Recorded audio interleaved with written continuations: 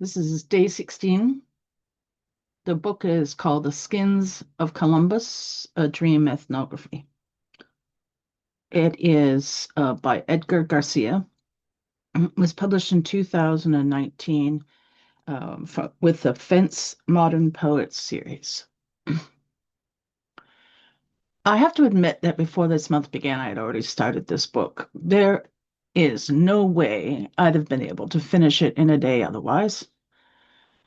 I should also say that I'm an anthropologist, and the subtitle, A Dream Ethnography, is the reason I bought the book.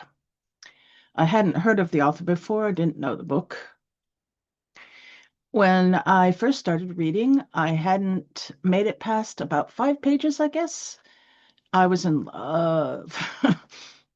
Just in the same way that the very first class I ever took in anthropology in college, I switched majors that same semester.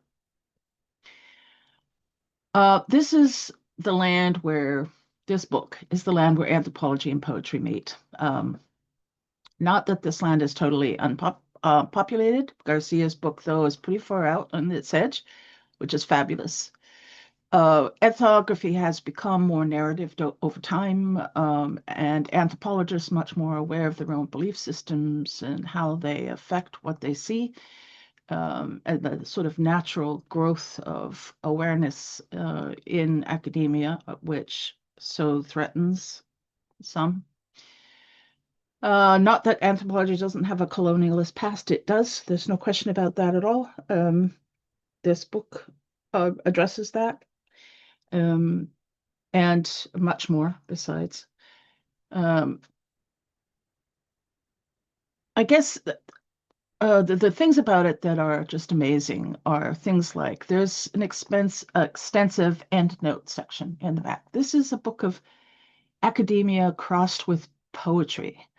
Some of the titles are in this lovely light but bright blue, which you never see, at least in most journals.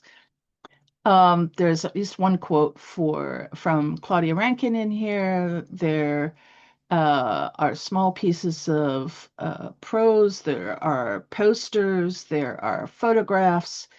The prose is interspersed with footnotes, so it has footnotes as well as endnotes.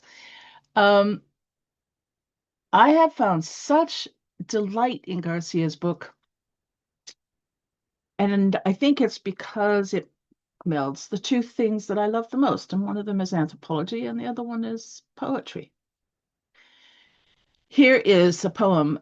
Some of the poems in here are dated. This one is dated December the 13th. The three men gone with the woman came back shitless. It was the middle of the night, and they stayed up till dawn telling us that they had seen a wall scrawled with crosses and names of people who died trying to cross to the other side. Inhabitants crammed the valley, chewing roots as mainstay. People of character, hungry, even beautiful ones, white, as you can find in Spain. Perhaps even more white than the green plains of Cordoba, full of fruit and breezes and nightingales singing red, crickets, frogs, and cotton trees. The wall kept them from so tired even time was slower. Their sand moved almost in error. Until tomorrow.